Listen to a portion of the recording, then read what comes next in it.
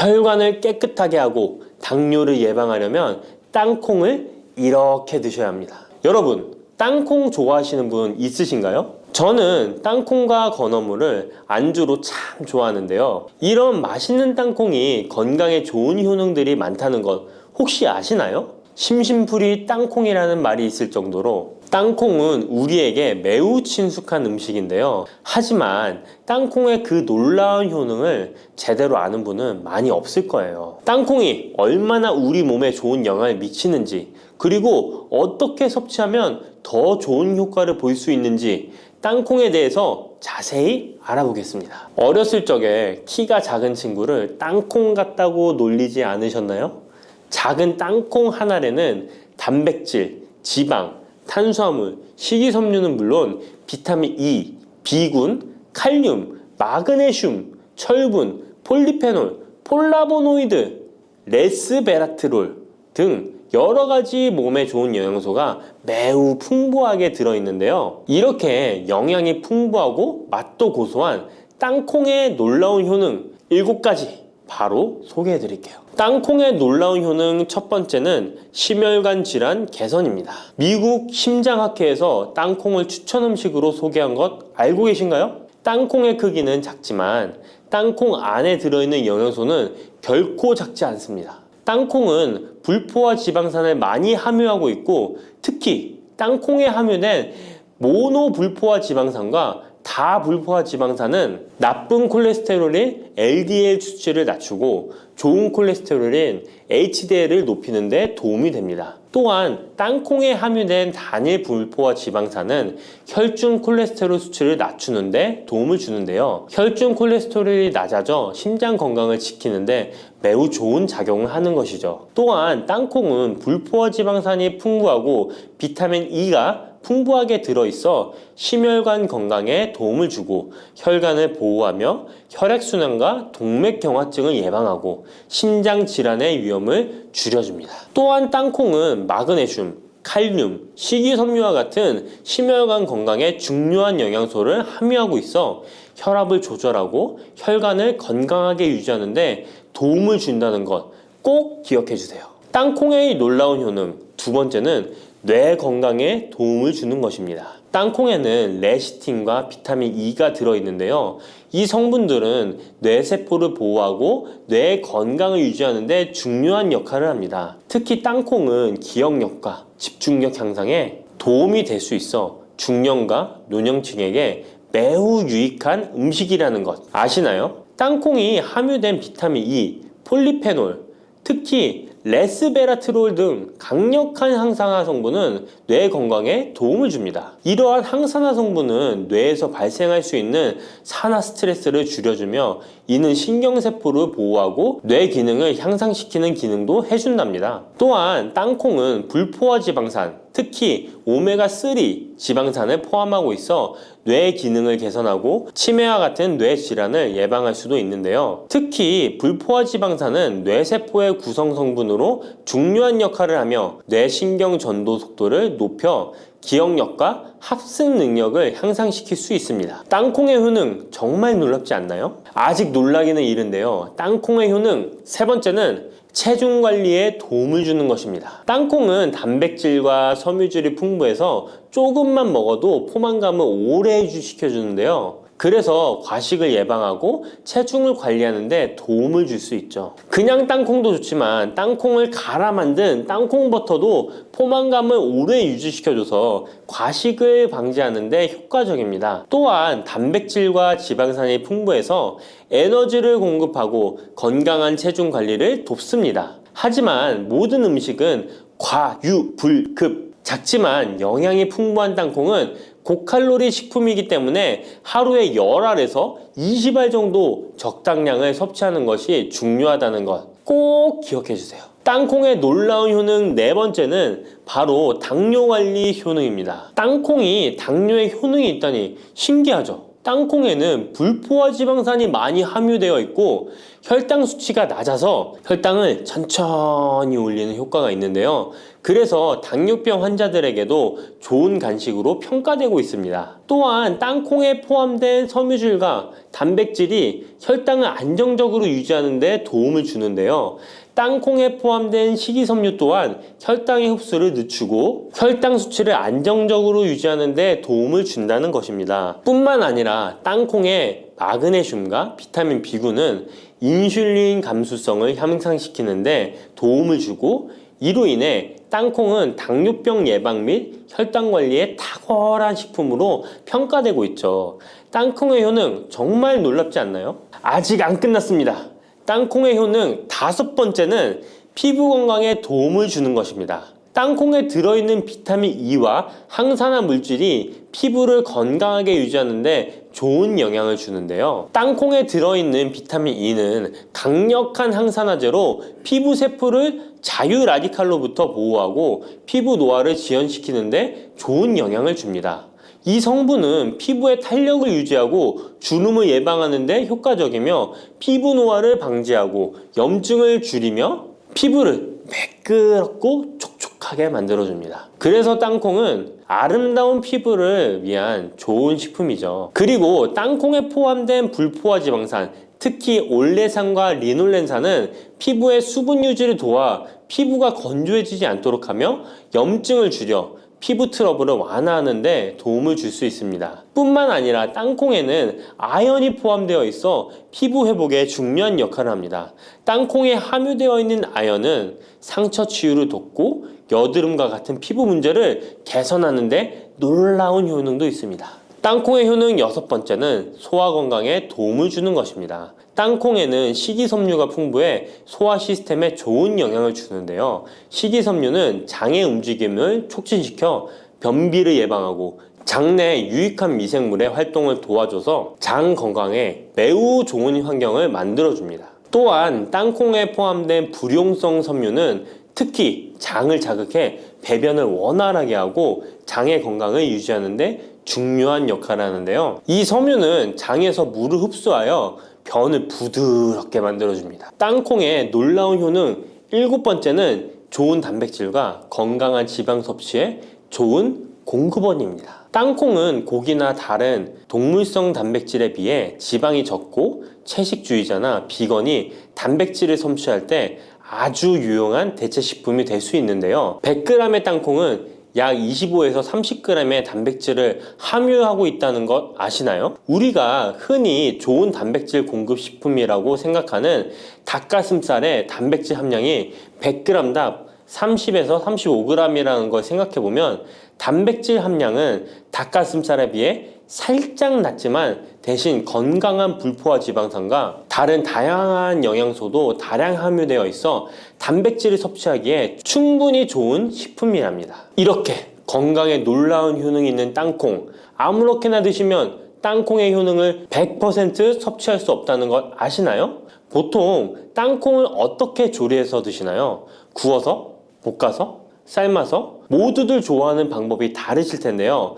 생땅콩을 먹는 것이 가장 좋다라고 들으신 분들도 있으실 거예요. 과연 땅콩을 가공하지 않고 생으로 먹는 것이 가장 좋은 방법일까요? 정답은 아니오입니다. 생땅콩에는 독성이 있을 수 있는 물질인 아플라톡신이 포함되어 있을 수 있기 때문에 이를 피하기 위해서는 반드시 충분히 익혀 먹어야 하는데요. 볶거나 구운 땅콩은 아플라톡신을 제거할 수 있어 안전하게 섭취할 수 있지만 그보다는 땅콩을 삶아서 먹는 것이 더 건강에 좋다는 것 알려드릴게요. 땅콩을 삶았을 때 더욱 건강에 좋은 이유 몇 가지가 있는데요. 바로 알려드릴게요. 첫 번째, 삶은 땅콩은 볶은 땅콩에 비해 항산화 성분이 더 많습니다. 볶을 때 일부 항산화 성분이 파괴될 수 있고 또한 땅콩의 껍질에는 폴리페놀과 레스베라트롤이 풍부하게 함유되어 있기 때문에 땅콩을 볶은 뒤 버리는 껍질은 이런 몸에 유익한 성분들을 섭취할 수 없기 때문입니다. 두 번째, 삶은 땅콩은 과일산이 더 적고 식이섬유도 풍부한데 이로 인해 소화가 더 용이합니다. 세 번째,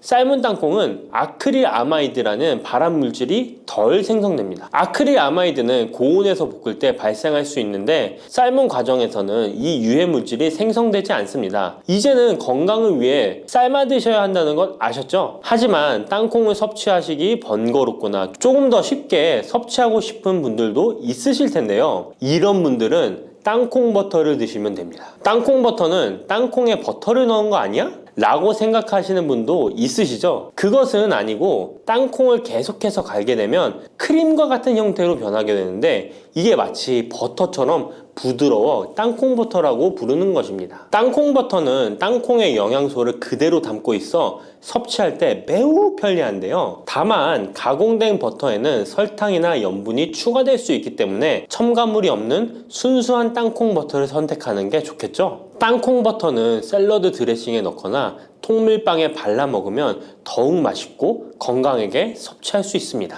맛도 좋고 건강에도 좋은 땅콩, 이렇게 좋은 땅콩도 섭취하실 때 몇 가지 주의할 점이 있다는 것 알고 계신가요? 땅콩을 섭취할 때 주의할 점들 알려드릴게요. 땅콩 섭취 시 유의할 점 첫 번째는 알레르기입니다. 땅콩 알레르기 있는 분은 절대 땅콩을 드시면 안 되는데요. 땅콩은 알레르기를 일으킬 수 있는 대표적인 식품이기 때문에 본인이 알레르기가 있는 걸 인지하시는 분이라면 절대 피하셔야 합니다. 땅콩 알레르기는 가벼우면 목, 혀의 가려움이나 발진 등이 일어날 수 있는데요. 만약 알레르기 증상의 정도가 심하다면 호흡곤란, 혈압저하, 아나필락시스 등 매우 심각한 반응을 일으킬 수 있으므로 알레르기 반응이 있다면 즉시 땅콩 섭취를 중단하시고 의사와 상담받는 것이 필요합니다. 또한 땅콩이 들어간 음식이 아니어도 전에 같은 조리기구를 사용해서 만든 요리도 땅콩의 성분이 남아있을 수 있어 알레르기가 있는 사람에게는 위험할 수가 있는데요. 알레르기가 있는 분은 꼭 땅콩이 들어갈 수 없는 환경에서 조리가 된 건지 확인하는 게 중요합니다. 땅콩을 섭취할 때 유의사항 두 번째는 과다 섭취입니다.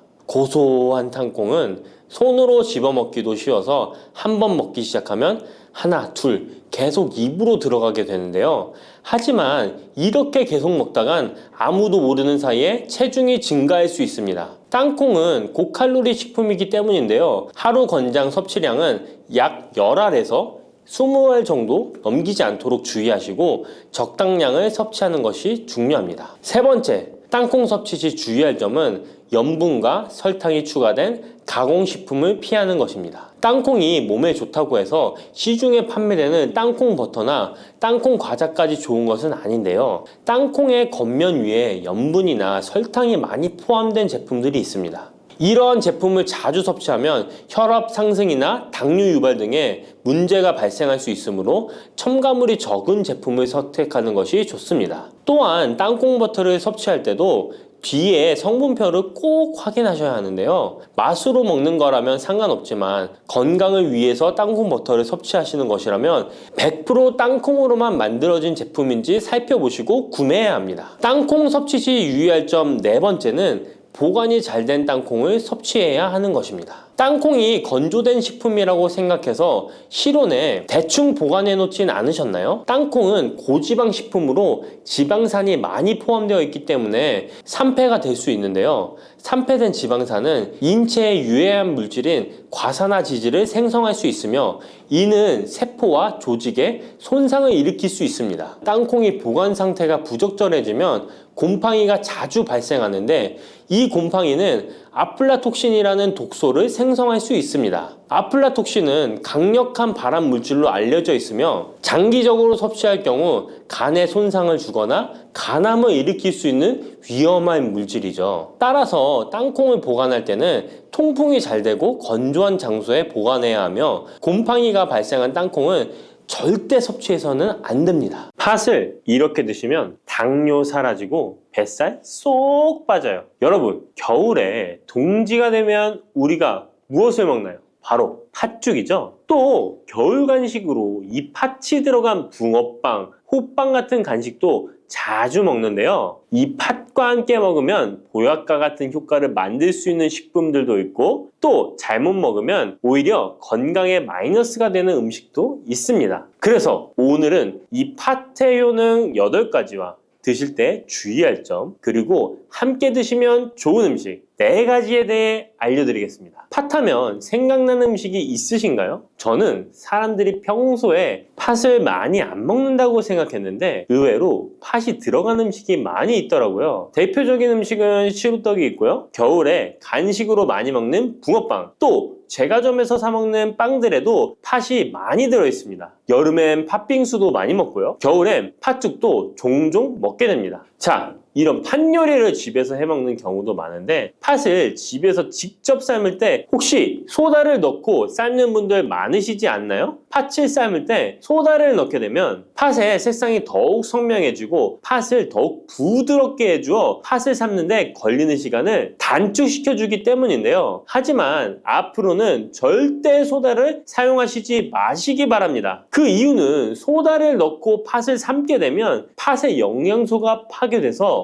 팥에 좋은 성분을 먹을 수 없게 되기 때문인데요. 자, 그래서 어떻게 팥 요리를 하는 게 좋은지 알려드릴게요. 팥을 삶을 때 먼저 흐르는 물에 깨끗이 세척해서 이물질을 제거해 주시고요. 물에 담가 약 4시간 정도 불려주십니다. 그렇게 불린 팥을 물에 넣어 삶아주면 붉은색의 팥 삶은 물이 생기잖아요. 바로 이 팥을 삶은 물이 건강에 정말 좋다는 사실 알고 계셨나요? 그 이유는 팥에 들어있는 사포닌이라는 성분 때문입니다. 간혹 팥 삶은 첫물에는 팥에 독소가 있어서 버려야 한다는 분들이 계신데요. 이는 잘못된 정보입니다. 왜냐하면 팥 삶은 첫물에 사포닌 성분이 가장 많이 들어있기 때문에 이걸 버리지 마시고 따로 담가 두었다가 하루에 한두 잔씩 차로 드시면 좋습니다. 자, 그럼 이제 팥의 구체적인 효능에 대해 말씀드릴 건데 첫 번째는 혈관 건강에 많은 도움이 된다는 것입니다. 앞에 말씀드린 팥물은 혈관 청소부라는 별명이 있을 정도로 혈관을 깨끗하게 해주는 효능이 있습니다. 그 이유는 팥에 함유된 강력한 항산화 성분인 안토시아닌이 혈관 내 활성산소를 제거해줘서 혈관 세포 손상을 예방해주기 때문입니다. 또한 안토시아닌은 혈관 내의 염증을 줄여줘서 염증성 질환에도 좋은 효과가 있고요. 나쁜 콜레스테롤 수치를 줄여주는 효과가 있어서 고지혈증을 예방하며 심장질환의 위험도 줄이는데 큰 도움을 줄 수 있습니다. 이뿐 아니라 조선시대 기록에 보면 이 팥물로 세안을 했다는 기록이 있는데요. 팥물로 세안을 하면 피부의 노폐물을 제거하는 데 좋고 피부를 맑고 건강하게 해준다고 합니다. 비누가 없던 시절에 피부 건강을 위해 사용했던 선조들의 지혜가 정말 놀랍지 않나요? 당뇨병의 개선에 도움을 준다는 것입니다. 2014년에 발표된 한 연구에서 팥을 섭취하는 것이 2형 당뇨병 환자의 혈당 수치와 인슐린 저항성을 개선하는데 도움이 되는 것으로 보고가 됐습니다. 이 연구에서는 4주 동안 매일 팥을 섭취한 결과 당뇨 환자들의 공복 혈당 수치가 무려 평균 19.5% 감소하였고 인슐린 저항성 또한 줄어든 것으로 나타나서 당뇨가 있거나 당뇨 예방이 필요하신 분들은 꼭 팥을 꾸준히 드셔보시기 권해드립니다. 세 번째 팥의 효능은 몸의 부종을 제거하고 다이어트에 도움을 주는 것입니다. TV에서 연예인들이 이 팥으로 다이어트를 해서 효과를 봤다고 했던 적도 있었고요. 한의학 책 중에 본초 강목에 보면 팥을 오랫동안 먹으면 여위고 마르기 때문에 살찐 사람이 먹는 것이 좋다라는 내용이 나옵니다. 그래서 한의원에서 다이어트 처방을 할 때도 팥을 쓰는 경우가 많이 있는데요. 그 이유는 바로 팥에 들어있는 칼륨 때문입니다. 팥에는 쌀의 10배 이상, 바나나에 약 4배 이상의 칼륨이 들어있는데요. 이 칼륨이 몸 안에 나트륨 배출을 도와서 당뇨 환자들의 신장 부담을 줄여주고 혈압 상승을 억제해주는 효능이 있고요. 또한 이뇨작용이 있어서 이를 통해 부종을 줄여줄 수가 있습니다. 그래서 우리가 보통 물살이라고 부르는 잘 부으면서 살이 찌는 분들은 다이어트에 이 팥을 이용하시면 효과를 볼 수가 있습니다. 그래서 그에 대한 연구 결과도 있었는데요. 실험주에 팥 추출물을 먹였더니 근육 손실 없이 체지방 함량이 30% 이상 줄었고 몸무게도 37%나 감소했다고 합니다. 사람과 똑같을 수는 없지만 분명히 팥이 체중 감량에 도움이 된다는 결과라고 볼 수가 있습니다. 네 번째, 팥의 효능은 변비를 개선하는 데 도움을 주는 겁니다. 팥에는 사포닌뿐 아니라 많은 식이섬유가 들어있기 때문인데요. 사과에 비해서 약 10배나 많은 식이섬유가 들어있습니다. 그래서 팥을 섭취하게 되면 이 식이섬유가 장 운동을 활발히 하고 대변을 부드럽게 만들어 배변을 원활하게 해줄 수 있고요. 또한 이 식이섬유는 장에 있는 유익균들에게 풍부한 먹이를 제공해주기 때문에 장내 유익균의 증식에도 직접적으로 효과를 줍니다. 이를 통해서 장의 전반적인 환경을 좋게 바꿔줄 수가 있고, 이것은 몸의 면역력 향상과도 연결되어 있기 때문에 우리가 프로바이오틱스를 복용할 때도 팥을 함께 드셔보면 그 효과가 커지는 것을 느끼실 수가 있을 겁니다. 5번째 팥의 효능은 탈모 예방에 도움을 준다는 것입니다. 나이가 들면서 머리숱이 점점 없어져 고민하시는 분들 정말 많은데요. 팥과 함께 천연 탈모약이라 불리는 수수를 함께 드신다면 탈모 예방에 큰 도움을 받을 수 있습니다. 그 이유는 바로 팥과 수수에 들어있는 비오틴이라는 성분 때문인데요. 이 비오틴은 모발의 모공에서 자라는 단계부터 필요하고 손상된 머릿결이 재생되는 데까지 관여하는 정말 중요한 성분입니다. 건강한 머릿결을 만드는데 꼭 필요한 성분이라고 할 수 있습니다. 비오틴이 몸속에서 부족한 현상이 나타나면 머리카락이 얇아지면서 많이 빠지게 되고, 또한 두피가 건조해지고 가려움증이 생기면서 탈모를 가속화할 수 있습니다. 그런데 팥에는 이 비오틴뿐 아니라 모발 성장에 도움이 되는 아미노산이 풍부하고 수수에는 미네랄 성분이 풍부하여 머리카락을 건강하게 유지하는 데 직접적으로 도움을 주게 되고요. 또한 팥과 수수에 함유된 항산화 물질들이 머릿결을 상하게 하는 자유 라디칼 성분을 중화해 주어 머리카락 건강에 큰 도움을 주는 것입니다. 6번째 팥의 효능은 우리나라 사람에 꼭 필요한 탄수화물 소화를 돕는다는 것입니다. 이는 팥에 함유되어 있는 비타민 B의 역할 때문인데요. 비타민 B는 탄수화물, 단백질, 지방을 에너지로 변환하여 우리 몸을 충전해주는 역할을 합니다. 또한 신경 전달 물질인 뉴로트랜스미터의 합성에 관여해 뇌신경을 건강하게 하는 데에도 도움을 줍니다. 팥을 잘 섭취하면 뇌를 건강하게 해주어 치매 예방에도 도움이 되는 것입니다. 자, 앞에서 팥과 함께 먹으면 좋은 음식이 수수가 나왔는데요. 하나 더 말씀드릴게요. 바로 호박입니다. 호박은 기본적으로 여러 영양 성분이 풍부하지만 호박에는 비타민 B가 없어서 호박과 팥을 함께 드시면 서로의 부족한 부분을 채워줄 수가 있고요. 또한 호박에도 소화 기능을 개선해주는 기능이 있어서 팥과 함께 드시면 시너지 효과가 있고요. 그리고 팥처럼 호박에도 이뇨작용이 있는데요. 팥과 호박의 이뇨작용은 과정이 약간 다릅니다. 팥은 몸속의 부종, 노폐물과 독소를 빨아들여서 배출하는 이뇨작용을 하는 것이고요. 호박은 신장에서 만들어지는 호르몬의 분비를 억제하여 이뇨작용을 촉진하게 되는데, 이렇게 되면 신장에 과다하게 축적되는 수분을 배출하는 역할을 해줄 수가 있어서 더 도움이 될 수 있습니다. 7번째 팥의 효능은 빈혈을 개선하는 데 도움을 주는 것입니다. 보통 우리 몸에 철분이 부족해지면 빈혈 증상이 나타나죠. 빈혈로 인해 어지러움, 두통, 체력 저하 등의 증상이 나타나게 되는데, 팥에는 앞에서 얘기한 단백질, 식이섬유, 칼륨, 비타민, 비오틴뿐만 아니라 바로 칼슘과 철분 또한 풍부합니다. 팥에 함유된 철분의 함량이 우유의 약 100배나 된다는 사실 알고 계셨나요? 그래서 팥을 드시면 철분 부족으로 인한 빈혈을 개선하는데 도움이 되기 때문에 빈혈 있으신 분들은 꼭 기억하시면 좋겠습니다. 8번째 팥의 효능은 스트레스를 줄여주는데 도움을 준다는 것입니다. 팥에 함유된 비타민 B가 신경계를 안정화시켜주는 효과가 있어서 스트레스로 오는 증상들을 줄여줄 수가 있고요. 또 팥에는 마그네슘의 함량도 높은데요. 마그네슘 또한 신체의 스트레스 반응을 조절하는 데 중요한 역할을 합니다. 팥 속에 들어있는 마그네슘을 통해서 스트레스로부터 몸이 회복되는 데 도움을 받을 수가 있습니다. 그리고 팥에는 복합 탄수화물도 풍부한데요. 복합 탄수화물은 천천히 소화되어 급격한 혈당 상승을 방지하고 일정한 에너지 공급을 유지하는 데 도움이 됩니다. 이는 스트레스 상황에서도 안정적인 에너지 공급을 유지할 수 있게 해줘서 스트레스를 관리하는 데 도움이 될 수 있습니다. 이렇게 좋은 팥도 드실 때 주의사항이 있는데요. 과하게 많이 드시면 이뇨작용 때문에 몸에 무리를 줄 수 있는데요. 이를 방지할 수 있는 방법이 있습니다. 바로 찹쌀과 함께 드시는 겁니다. 팥죽을 끓일 때 찹쌀을 넣어 함께 죽을 만드는 경우도 있고, 쫄깃쫄깃한 찹쌀로 경단, 새알을 만들어 넣어 먹는 경우도 있죠. 선조들의 지혜가 정말 놀라운데요. 이렇게 찹쌀과 팥을 함께 드시면 팥 때문에 몸 안에 수분이 과하게 빠져나가는 것을 찹쌀이 막아줘서 문제가 생기지 않게 해주는 것입니다. 그리고 다른 주의사항은 팥의 찬 성질인데요. 그래서 장이 좋지 않은 분들이 팥물을 많이 드시게 되면 소화불량, 복부팽만, 복부 통증을 일으킬 수 있으니까 주의하셔서 조금씩 드셔보시는 게 좋고요. 만약에 이런 점이 불편한 경우에는 생강과 함께 드시면 그 불편함을 줄일 수가 있습니다. 생강의 따뜻한 기운이 팥의 차가운 기운을 중화시켜줘서 장에 무리를 덜 주게 되고요. 그리고 팥에는 항암 효과가 뛰어난 안토시아닌이 풍부한데 생강에도 생강의 매운맛을 내는 진저롤과 쇼가올 성분이 몸속의 발암물질을 제거해주는 효과가 있어서 함께 드시면 상승 효과를 볼 수가 있습니다. 그리고 이때 생강을 쪄서 말려서 드시면 이런 효과가 약 10배 정도 증가된다고 하니까 꼭 기억하시면 좋겠습니다.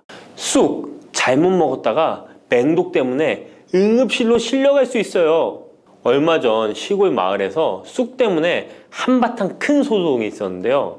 마을 사람 7명이 쑥을 먹고 응급실에 실려갔던 거예요. 도대체 왜 그들은 응급실에 실려간 걸까요? 봄이면 향긋한 향과 쌉싸름한 맛으로 많이 먹는 쑥이 사실 정말 잘 알고 드셔야 한다는 건데요. 잘못 알고 먹으면 이 마을 사람들처럼 응급실에 실려갈 수 있다는 거예요.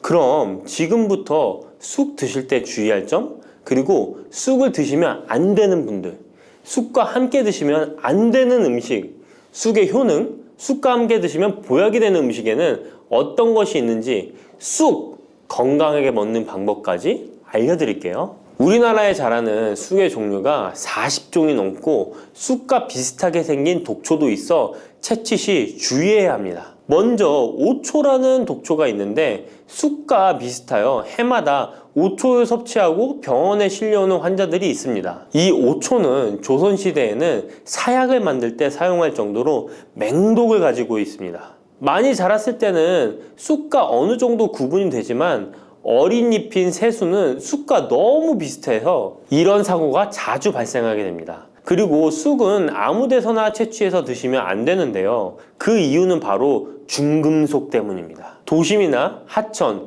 도로변에서 채취한 쑥에서는 기준치 이상의 발암물질인 중금속이 검출되고 있어 쑥을 채취할 때는 각별히 주의하시고 웬만하면 안전하게 재배하여 판매되는 쑥을 드시는 것을 권장합니다. 또한 쑥 자체에서도 독성이 있어 주의가 필요한데요. 소화기관이 약한 사람이 과하게 섭취할 경우 복통, 설사 등의 문제가 발생할 수 있습니다. 임산부가 쑥을 드시면 자궁수축을 유발하여 조산이나 유산의 위험을 증가시킬 수 있습니다. 쑥의 독성은 봄에 채취할 때보다 여름에 채취한 싹에서 강하게 나타나게 됩니다. 쑥의 독성으로 인해 알레르기를 일으킬 수 있는데 재채기, 콧물, 눈물이 나며 두드러기, 복통의 증상이 나타날 수 있으며 심하면 호흡곤란이 생길 수 있습니다. 평소에 복숭아, 사과, 해바라기 또는 국화와 식물로 인해 알레르기 반응을 일으키는 분들은 특별히 주의하셔야 합니다. 몸에 열이 많은 분들도 쑥을 함부로 드시면 안 됩니다. 쑥이 몸에 좋다고 하여 계피, 대추 또는 각종 야채를 넣어 차를 끓여 드시기도 하고 물 대신 드시거나 쑥즙을 내어 드시는 분들이 계신데요. 평소 몸에 열이 많은 분들은 절대 이렇게 드시면 안 됩니다. 한의학에서 생쑥은 따뜻하고 익힌 쑥은 뜨겁고 매운 성질을 가지고 있는 식물이라고 합니다. 몸에 열이 많은 분들이 쑥을 저렇게 드시면 몸에 지나치게 많은 열이 발생해 특히 가슴과 머리 쪽으로 올라가게 되는데 이 열로 인해 혈압이 올라가고 심장병의 원인이 될 수도 있습니다. 이런 쑥을 드실 때는 함께 먹는 음식도 중요한데요. 절대로 함께 드시면 안 되는 음식은 우유입니다. 요즘 쑥을 이용해 케이크도 만들고 음료로 쑥 라떼 같은 것도 인기가 높은데요. 쑥의 효능들이 우유와 함께 먹으면 전부 사라지게 되는데요. 우유의 카제인 단백질이 쑥에 있는 폴리페놀과 결합하여 몸에 흡수되지 않고 배출되도록 만들기 때문입니다. 따라서 아무리 좋은 쑥도 우유와 함께 드시면 전혀 소용이 없다니 정말 아쉽죠.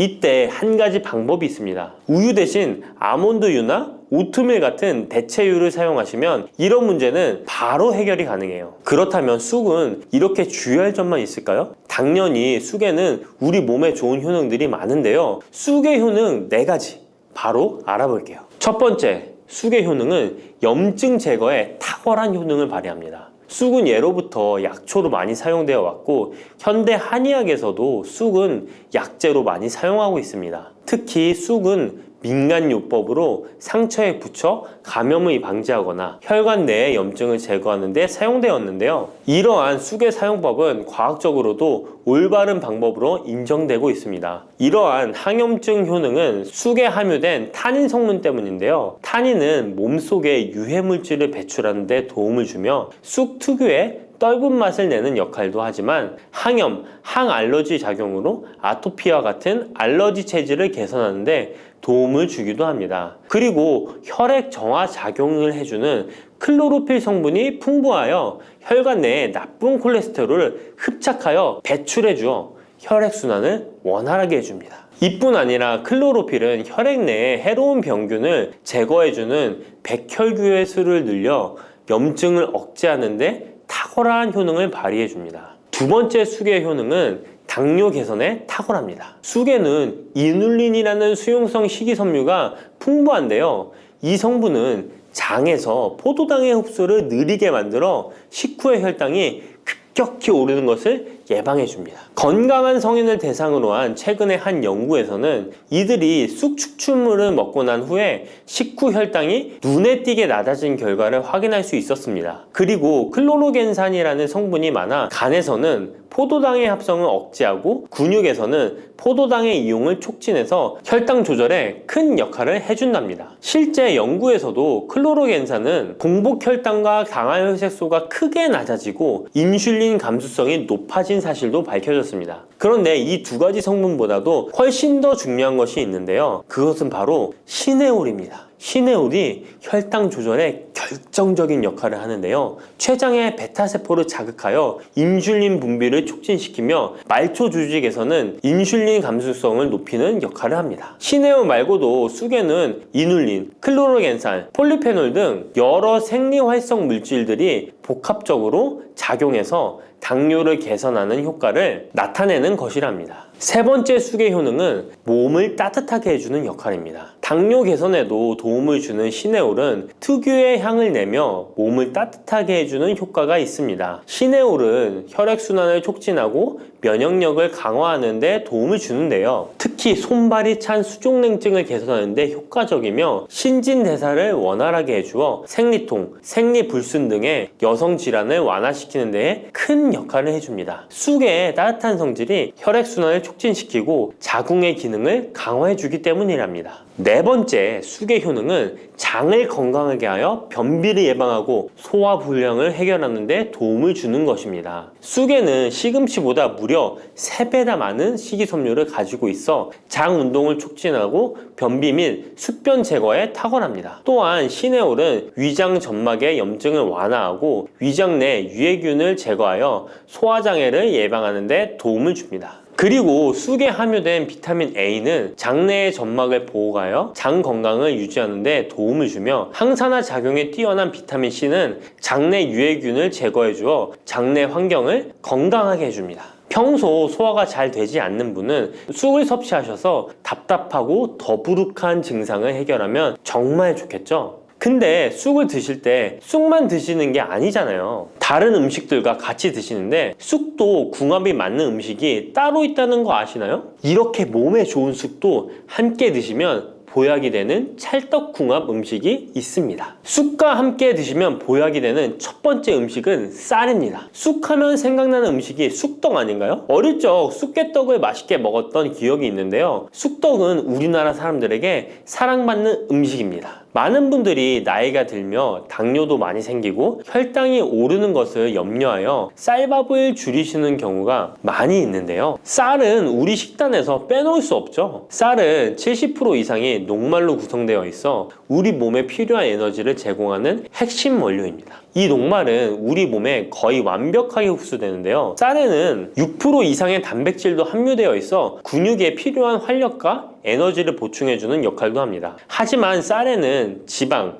식이섬유, 미네랄, 비타민이 다소 부족하다는 단점이 있는데 쑥과 함께 드시면 이런 문제는 바로 해결됩니다. 쑥은 칼슘이 풍부하여 뼈를 튼튼하게 할 뿐만 아니라 많은 비타민을 갖고 있어 쌀의 부족함을 채워줍니다. 두 번째, 쑥과 함께 드시면 보약이 되는 음식은 브로콜리입니다. 쑥과 브로콜리를 함께 드시면 염증과 항암에 놀라운 효능을 갖게 되는데요. 브로콜리는 건강에 좋은 채소라는 사실은 이미 잘 알고 계실 거예요. 그런데 쑥과 함께 드시면 그 효과는 폭발적으로 향상되는데요. 우선 철분의 흡수율이 2배 이상 높아집니다. 특히 철분이 부족한 산모뿐만 아니라 모든 연령대의 여성들에게 좋은 식품이 됩니다. 그리고 서로의 무기질과 비타민의 구성이 좋아 염증 해소에 정말 대단한 시너지 효과를 발휘하게 되는데요. 혈액이 산성화되어 염증이 생기는 것을 원천 차단해주고 세균에 대한 저항력도 길러주어 최고의 항암식품이 된답니다. 쑥과 브로콜리의 식이섬유가 함께 작용하면 놀라운 효능을 발휘합니다. 쑥에는 아테미신산이라는 식이섬유가 풍부한데 이 성분이 간에서 중성지방의 제사를 원활하게 하는데 도움을 줍니다. 이렇게 되면 지방간도 해결되며 몸에 지방이 저장되는 것을 막아주어 다이어트와 붓기 제거, 특히 뱃살 제거에 탁월합니다. 세 번째, 쑥과 함께 드시면 보약이 되는 음식은 계란입니다. 쑥과 함께 계란을 드시면 나이가 들면 많이 생기는 신경통과 손발 저림 증상을 해결할 수 있습니다. 특별히 여성들에게 도움이 많이 되는데요. 쑥의 따뜻한 성질로 인해 혈액순환이 잘 되고 몸의 붓기와 독소를 제거해주는 효과가 좋아 신경통, 저림 같은 증상을 진정시키는데 놀라운 효능을 발휘하는 것입니다. 계란의 단백질과 쑥이 만나 근육을 단단하게 만들어줍니다. 계란에는 단백질과 항산화 성분이 풍부하지만 비타민C가 부족한데 쑥에 많은 비타민C가 있어 계란의 부족한 부분을 채워줍니다. 쑥의 칼륨과 미네랄은 혈액 속에서 세포의 균형을 지켜주고 폐를 정화하여 폐 질환도 완화시켜줍니다. 또한 골다공증과 같은 뼈 질환을 예방해주기도 합니다. 그리고 쑥과 계란을 함께 드시면 뇌 건강에도 좋은데요. 계란의 콜린과 쑥의 비타민이 함께 기억력과 인지 능력을 향상시켜주고 뇌세포를 보호하여 치매를 예방해줍니다. 네 번째, 쑥과 함께 드시면 보약이 되는 음식은 콩나물입니다. 콩나물과 쑥은 식이섬유와 필수 아미노산이 풍부하여 소화 기능을 강화시키는데 탁월한 시너지를 발휘합니다. 콩나물에는 다양한 비타민과 미네랄이 풍부하여 자연적인 비타민 보충제 역할을 합니다. 콩나물에는 지방이 적지만 이를 쑥과 함께 섭취함으로써 체내의 염증을 줄이고 면역력 강화에 필요한 비타민C와 비타민 E를 보충할 수 있습니다. 쑥과 콩나물을 함께 드시면 피부 건강에도 매우 유익합니다. 콩나물이 함유된 실리카와 쑥의 비타민이 함께 작용하여 피부 탄력과 보습을 개선할 뿐만 아니라 노화를 예방하니 정말 좋은 궁합인데요. 쑥과 함께 먹으면 좋은 음식은 이렇게 많은데요. 그렇다면 쑥은 어떻게 먹어야 건강하고 맛있게 먹을 수 있을까요? 쑥떡 같은 음식은 이미 잘 알고 계시죠? 쑥을 잘 세척하여 말린 다음에 가루로 만들어 두시면 여러 요리에 사용하기 편리하고 오랫동안 보관하기에도 좋아요. 요거트에 쑥가루를 섞어 드시면 혈당 관리와 더불어 장 건강에도 도움이 됩니다. 밥 지을 때 잡곡과 함께 쑥을 넣어도 좋고 쑥 부침개, 쑥 전병 등을 만들어 드셔도 맛과 향이 좋습니다. 계란물에 쑥가루를 넣어 계란말이를 해 드셔도 되고 계란찜이나 계란국에 쑥을 넣어 드셔도 됩니다. 계란찜이나 계란말이를 만들 때 브로콜리까지 넣어 드시면 건강에 더욱 좋은 음식이 된답니다. 녹두는 이렇게 드셔야 당뇨가 예방되고 혈당이 쑥 떨어집니다. 한의학에서는 약으로 사용할 정도로 약효가 뛰어난 식재료가 녹두입니다. 우리 선조들은 이 약효를 잘 알고 일반 가정에서도 많이 사용했습니다. 이런 녹두가 만병의 근원인 고혈압과 당뇨에도 좋다는 사실 알고 계셨나요? 그런데 이렇게 좋다는 녹두도 잘 알고 드셔야 하는데요. 잘못 드시면 우리 몸에 독이 될 수도 있고 잘 드시면 보약이 될 수도 있습니다. 녹두는 어떻게 또 무엇과 먹어야 되고 주의할 점은 무엇인지 모두 알려드릴게요. 녹두에 약간 거친 식감을 싫어하시는 분들이 껍질을 까고 녹두 속 알맹이만 드시는데요. 녹두에 놀라운 영양 성분들이 거의 다 껍질에 있기 때문에 녹두 껍질은 반드시 함께 드셔야 합니다. 녹두에는 식이섬유가 풍부하고 소화를 돕는 효소가 많아 소화가 잘 안 되는 분들이 드시면 도움이 되는데요. 녹두에 풍부한 식이섬유가 장 운동을 활발하게 하고 소화를 돕는 효소가 장내에 유익균을 풍성하게 해줘 장 건강을 개선해 줄 수 있습니다. 우리 선조들은 기억력이 많이 약해진 환자에게 녹두죽을 먹여 몸을 회복시켜 주었는데요. 그만큼 몸이 약해진 환자들의 몸에도 흡수가 잘 될 만큼 녹두가 우리 몸에 좋다는 것이죠. 놀랍게도 녹두에는 마그네슘, 칼슘과 같은 미네랄 성분들도 풍부한데요. 이 풍부한 칼슘은 골다공증을 예방하고 뼈를 튼튼하게 하는 효과가 있습니다. 칼슘이 뼈를 이루는 주성분인 것은 잘 알고 계시죠? 마그네슘은 이런 필수 미네랄인 칼슘의 흡수를 도와주기 때문에 녹두가 뼈 건강에도 놀라운 효능을 발휘할 수 있는 것입니다. 그런데 녹두는 성질이 차기 때문에 몸이 찬 분들은 주의해서 드시는 게 좋은데요. 이 때문에 녹두의 껍질을 벗기고 드시는 분들이 있습니다. 하지만 마늘과 함께 드신다면 몸이 찬 분들도 조금 더 편안하게 녹두를 드실 수 있습니다. 마늘의 따뜻한 성질이 녹두의 찬 성질을 중화시켜주기 때문이죠. 이뿐만 아니라 마늘이 대표적인 항암식품인 사실은 알고 계시잖아요. 마늘에는 S알리시스테인과 알리신이라는 성분이 풍부해서 암세포를 억제하고 사면시켜주는 효능이 있습니다. 또한 강력한 항산화 성분인 폴리페놀이 많이 들어있어서 나쁜 콜레스테롤의 성장을 막아 혈관을 깨끗하게 만들어주기 때문에 심혈관 질환에 매우 탁월하답니다. 이뿐만 아니라 체내 지방의 대사를 촉진하여 지방 분해를 통해 체지방을 제거하고 비만을 예방하는 효능까지 있는 놀라운 식품이죠. 그래서 마늘을 녹두와 함께 드시면 시너지 효과가 있기 때문에 우리 몸에 보약이 될 수 있습니다. 마늘과 녹두를 함께 먹을 수 있는 가장 간단한 방법은 마늘 녹두밥을 지어 먹으면 되는데요. 녹두를 물에 충분히 불려서 밥을 하시면 녹두 껍질의 거친 식감을 완화시켜 편하게 드실 수 있습니다. 그리고 우리가 녹두하면 생각나는 대표적인 음식이 녹두 빈대떡이 있는데요. 맛있는 녹두 빈대떡에 돼지고기를 갈아서 함께 부쳐 먹기도 하죠.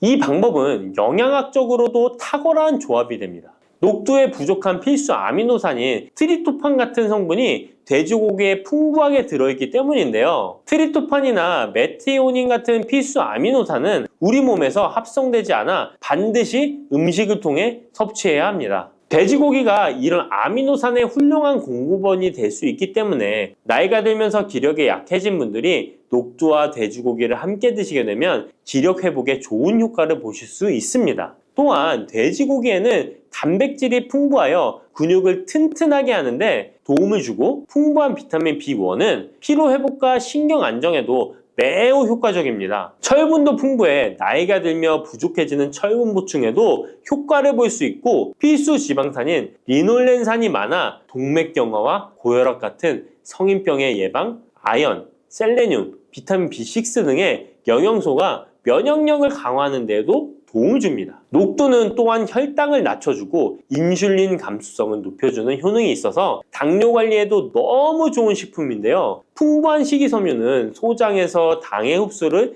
지연시켜주고 다양한 미네랄과 비타민이 당뇨로 인한 합병증을 예방하는 데에도 좋은 효능이 있습니다. 이때 팥과 함께 드시면 이런 효과들이 매우 높아집니다. 팥은 강력한 항산화 성분인 안토시아닌이 풍부해서 혈관의 활성산소를 제거해주고 혈관세포의 손상을 예방해줘서 혈관을 깨끗하고 건강하게 해줄 수 있습니다. 2014년에 발표된 한 연구에서 팥을 섭취하는 것이 2형 당뇨병 환자의 혈당 수치와 인슐린 저항성을 개선하는 데 도움이 되는 것으로 보고됐습니다. 이 연구에서는 4주 동안 매일 팥을 섭취한 결과 당뇨 환자들의 공복 혈당 수치가 평균 19.5% 감소하였고 인슐린 저항성이 감소하는 결과를 볼 수 있었습니다. 또한 팥은 쌀의 10배 이상, 바나나의 4배 이상의 많은 칼륨을 함유하고 있는데요. 칼륨은 몸 안에 나트륨을 배출하고 당뇨 환자의 신장 기능을 강화시켜주며 혈압 상승을 억제해주는 효능이 있습니다. 팥은 한의원에서 다이어트를 위한 처방을 할 때도 사용되는데, 팥의 풍부한 칼륨은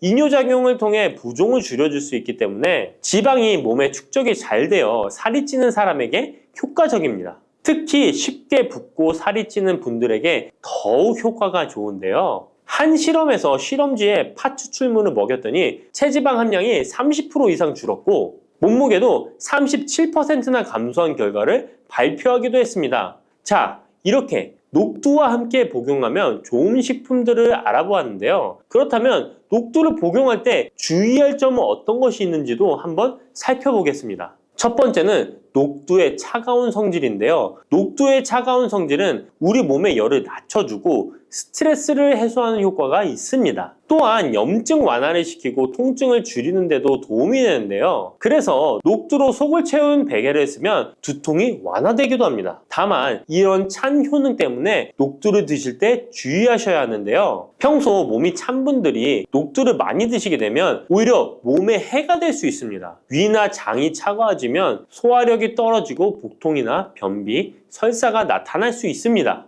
이런 분들이 녹두를 드시려면 앞에서 알려드린 대로 마늘과 함께 드셔보시기 바랍니다. 그리고 두 번째 주의할 점은 바로 녹두의 강력한 해독작용입니다. 녹두의 해독작용은 우리 몸의 중요한 장기 중 하나인 간에 많은 도움을 주는데요. 간은 우리 몸의 독소를 해독하는 역할을 맡고 있는데 녹두가 이런 간의 해독 기능을 도와주게 됩니다. 녹두의 풍부한 단백질과 펩타이드는 간 해독작용에 필요한 글루타치온의 원료를 공급해주며 체내의 중금속과 독성물질과 결합하여 몸 밖으로 내보내는 역할을 하게 됩니다. 특히 중금속 해독 연구에서는 납, 카드뮴 등의 흡수를 억제하거나 배출을 도와서 독성 완화 효과를 보여주기도 했습니다. 하지만 이런 효과가 우리가 보약을 복용하는 경우에는 상극이 될 수 있습니다. 보약의 효과가 녹두의 해독작용 때문에 많이 사라져버릴 수 있기 때문입니다. 그래서 한의원에서 한약을 지으면 녹두나 숙주나물을 먹지 말라고 얘기하는 겁니다. 이런 녹두의 해독작용은 녹두의 껍질에 있는 성분 때문에 나타나게 되는데요. 따라서 껍질을 제거하고 만든 요리나 녹두 전분으로 만든 청포묵, 녹두당면을 드시면 녹두의 해독작용은 누릴 수가 없습니다. 물론 녹두 껍질을 제거해도 알맹이에 영양 성분들이 풍부한데요. 해독작용이 필요한 경우에는 껍질을 제거하지 않고 복용하시는 게 좋습니다. 세 번째로 복용 시에 주의할 점은 녹두의 풍부한 칼륨입니다. 앞에서 얘기했던 것처럼 칼륨은 나트륨을 배출해주며 당뇨와 고혈압에 도움이 되지만 신장이 약하신 분들에게는 간혹 독이 될 수 있습니다. 신장이 약하신 분들이 녹두를 필요 이상 많이 드시게 되면 칼륨 배출이 제대로 안 되면서 몸에 칼륨이 쌓여서 고칼륨 혈증이 발생할 수 있습니다. 그렇게 되면 근육 약화나 부정맥, 심장 질환 등의 증상이 발생할 수 있으니까 신장이 약하신 분들은 과도하게 많이 드시지 않는 게 좋습니다. 뿌리, 줄기, 이파리까지 버릴 것 없는 대파는 정말 다양한 조리법도 있는데요. 피를 맑게 하고 내장 지방을 없애주며 장 건강에도 좋은 풍부한 영양소들도 함유되어 있어 반드시 먹어야 하는 채소 중 하나입니다. 이런 대파도 함께 먹으면 보약이 되는 음식이 있고 또 독이 될 수 있는 음식도 있습니다. 그리고 먹는 방법에 따라 효능도 다르다고 하니 다양한 방법으로 드시는 것을 추천해 드리고요. 그럼 지금부터 대파의 효능과 함께 먹으면 보약이 되는 음식 3가지와 독이 되는 음식 2가지까지 알려드리겠습니다. 그리고 대파의 특급 레시피 4가지와 대파 보관법까지 대파의 모든 것 알려드릴게요. 우리나라에서는 통일신라 때부터 재배를 했다고 알려져 있습니다. 그만큼 오랫동안 재배하고 식탁에 올라온 채소인데요. 대파 특유의 향이 다른 식재료의 잡냄새를 제거하는데 탁월한 효과가 있어서 생선이나 고기류의 냄새를 제거하는 향신료로도 많이 사용되고 있죠. 뿐만 아니라 물에 넣고 끓이게 되면 감칠맛이 좋아져서 다양한 육수와 채소를 만드는 데에도 빠지지 않고 들어가는 재료이기도 합니다. 이런 대파의 첫 번째 효능이 바로 내장 지방을 싹 빼준다는 것입니다. 대파에는 특유의 향과 알싸한 매운맛을 나게 하는 성분이 있는데요. 이 성분이 바로 황화알릴이라는 성분입니다. 이 황화알릴은 대파에 열을 가해 굳게 되면 프로필 메르캅탄이라는 성분과 아조엔이라는 성분으로 변하게 되는데요. 대파를 구울 때 매운맛을 내는 성분은 휘발이 되어 없어지고 단맛이 나는 성분이 생성되는데 그 성분이 바로 프로밀 메르캅탄입니다. 이 프로밀 메르캅탄의 단맛 강도가 설탕 단맛의 강도보다 무려 50배나 강해서 대파의 단맛이 좋아지는 건데요. 정말 놀랍지 않나요? 근데 단맛 하면 당뇨가 있는 분들은 혈당이 많이 오를까봐 걱정되시잖아요. 이 성분은 설탕과는 달리 혈당을 오르게 하지 않아서 당뇨가 있는 분들도 전혀 부담 없이 드실 수 있는 단맛입니다. 또 열을 가하면 아조엔이라는 성분이 만들어진다고 했잖아요. 바로 이 성분이 우리 몸을 회복시키는 효능이 있는데요. 어떻게 우리 몸을 회복시킬까요? 그것은 바로 혈관을 깨끗하게 해주기 때문입니다. 아조엔의 별명이 바로 혈관 청소부인데요. 혈관에 나쁜 콜레스테롤을 제거하고 혈액이 뭉치는 혈전 생성을 방지해줍니다. 혈관도 확장해줘서 혈액순환을 원활하게 해주는 역할도 해준답니다. 이런 효능으로 신진대사를 원활하게 해주고 동맥경화, 고지혈증, 고혈압 등의 심혈관 질환을 예방하는 데에도 도움을 줄 수 있습니다. 뿐만 아니라 내장지방을 분해해 몸 밖으로 배출시켜주는 효능이 있어서 건강뿐만 아니라 다이어트에까지 도움을 주는데요. 최근에는 다이어트 식품으로도 많이 활용되고 있습니다. 그리고 대파의 녹색 부분에는 베타카로틴이 풍부한데요. 이 성분이 바로 강력한 항산화 물질입니다. 이 베타카로틴은 우리 몸속의 활성산소를 제거하여 노화를 방지해주고 피부의 탄력을 유지하여 주름을 예방하는 효과도 탁월하여 피부 미용에도 좋은 영양소입니다. 그리고 면역세포의 기능을 강화해주어 감기나 독감 등의 질병을 예방하고 알레르기 반응을 억제해주는 효과도 있습니다. 또한 베타카로틴은 눈의 피로도 해소해주는데요. 시력을 보호하고 야맹증과 안구건조증을 예방하는 데에도 도움을 줄 수 있습니다. 대파의 베타카로틴은 구울 때 2.5배나 증가한다고 하는데요. 이런 대파의 효능을 극대화해 먹을 수 있는 방법이 있습니다. 대파의 특급 레시피 소개해드리겠습니다. 우선 대파를 깨끗하게 씻어주시고요. 5cm 정도로 잘라주십니다. 대파를 반으로 갈라주셔도 되고 그냥 사용하셔도 됩니다. 기름을 두르지 않은 팬에다가 대파를 올려서 구워주시는데 앞뒤로 골고루 약간 탄 것 같이 잘 구워줍니다. 이제 장을 만들어 줄 건데요. 물을 2컵 넣어주시고요. 간장을 반 컵 넣어줍니다.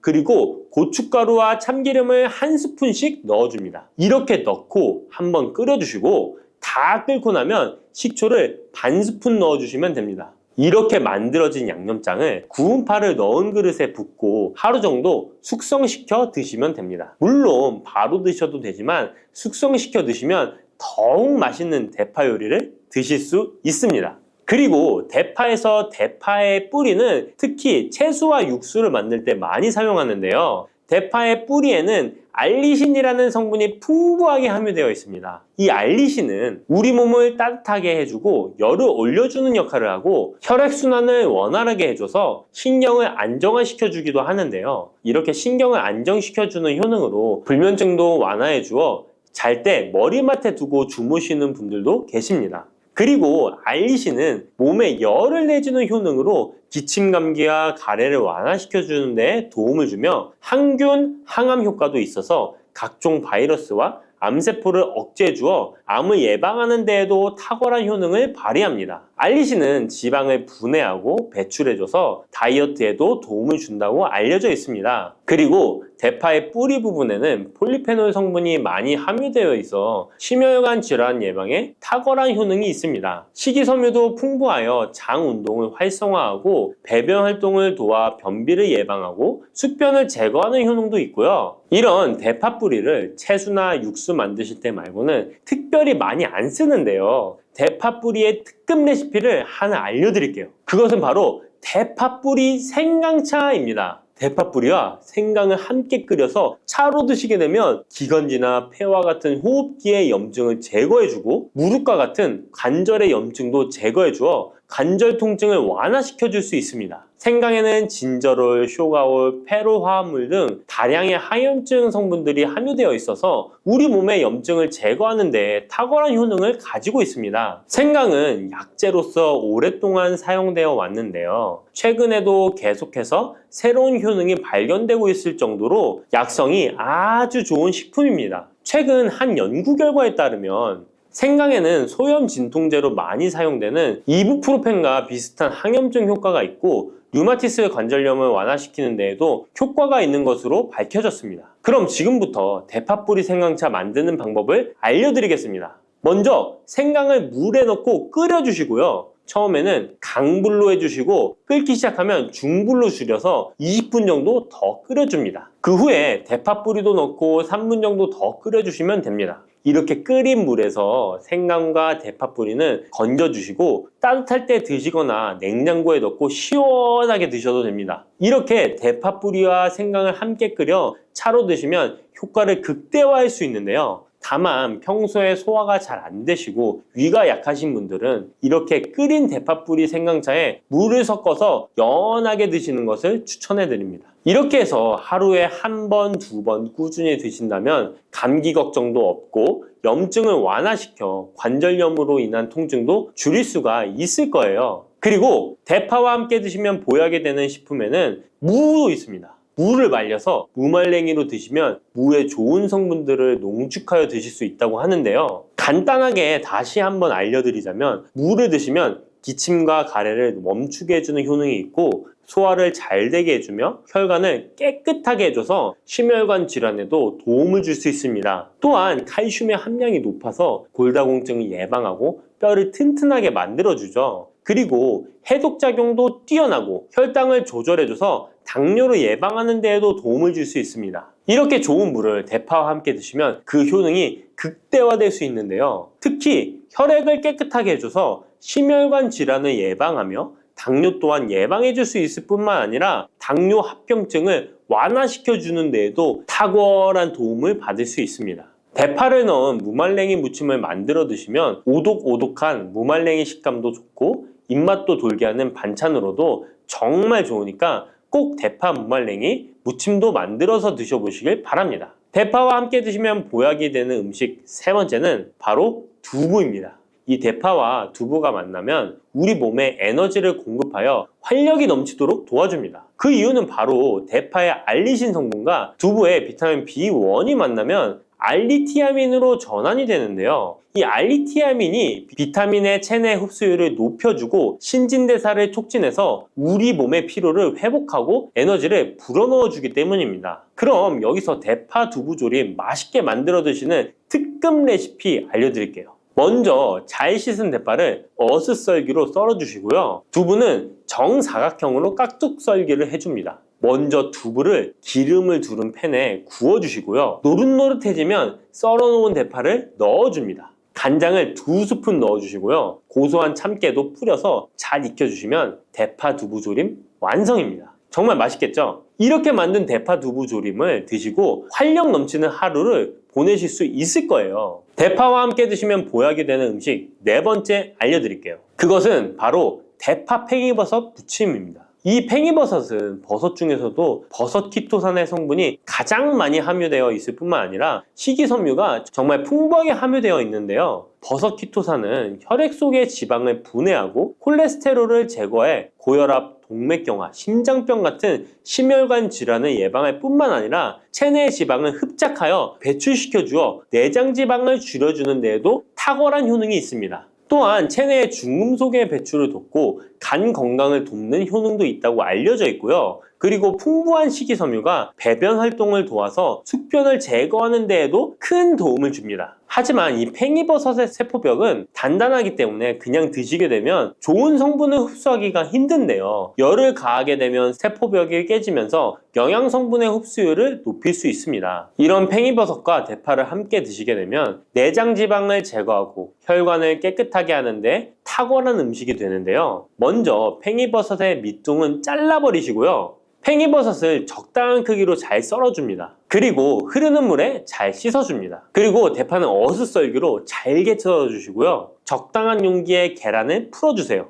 팽이버섯과 대파를 넣어서 잘 섞어주고 소금 한 꼬집을 넣어 간을 해줍니다. 이제 잘 달궈진 팬에 기름을 두르고 붙여주시면 됩니다. 정말 쉽죠? 그런데 이렇게 좋은 대파도 함께 드시면 안 되는 음식이 있습니다. 대파와 함께 드시면 안 되는 음식 첫 번째는 바로 꿀입니다. 대파와 꿀은 두 가지 다 몸에 열을 올려주는 효능이 있습니다. 한의학에서는 대파와 꿀을 함께 먹으면 위장에 탈이 나고 더부룩한 현상이 나타날 수 있다고 하는데요. 대파와 꿀을 함께 먹으면 위에서 소화액 분비를 억제하여 소화불량을 유발할 수 있기 때문인데요. 또한 꿀은 알레르기 반응을 일으킬 수 있는데 대파와 함께 먹으면 알레르기 반응이 더 악화될 수 있다는 것을 알아두시면 좋고요. 꼭 기억하셔서 대파와 꿀은 함께 드시지 않기를 추천합니다. 또 대파와 함께 드시면 안 되는 음식은 미역입니다. 미역과 대파 둘 다 알긴산이라는 성분이 있는데 이 알긴산은 미끌거리는 식감이 있습니다. 함께 드시게 되면 식감이 안 좋은 이유도 있지만 식감보다도 더 중요한 이유가 있습니다. 왜냐하면 파에는 인과 유황 성분이 있기 때문인데요. 미역과 파를 함께 드시게 되면 파의 인과 유황 성분이 미역에 함유된 칼슘의 흡수를 방해하게 됩니다. 미역에는 칼슘 함량이 높아서 골다공증 예방에 좋은 효능이 있는데 이 효과를 떨어뜨리게 되는 것이고요. 미역국을 끓일 때 대파로 채수를 내어 시원한 미역국을 끓여 드시는 분들이 계신데 절대 미역국을 끓일 때 대파는 사용하지 않으셔야 합니다. 자, 다음으로는 대파 보관하는 법을 알려드릴게요. 대파를 한 단 사면 양이 많아 한 번에 드시지 못하는 경우가 많은데요. 대파를 보관하실 때는 씻지 않고 흙이 묻은 채 보관하는 것이 좋지만 사용하기 불편하기 때문에 씻어서 보관하는 방법 알려드릴게요. 우선 잘 씻은 대파를 줄기와 잎부분으로 나눠 잘라주시고요. 물기를 제거하고 키친타올을 넣은 지퍼백에 줄기와 잎부분을 나눠 담아 냉장고에 보관해 주시면 됩니다. 이렇게 하시면 2주에서 3주 정도는 보관 가능하시고요. 더 장기간 보관하시려면 냉동을 하시면 되는데 냉동 보관하시려면 대파를 사용하기 원하는 크기대로 잘라서 지퍼백에 넣어 냉동하시면 됩니다. 이렇게 하시면 냉동된 대파를 꺼내서 요리하실 때 바로 사용하실 수 있을 겁니다.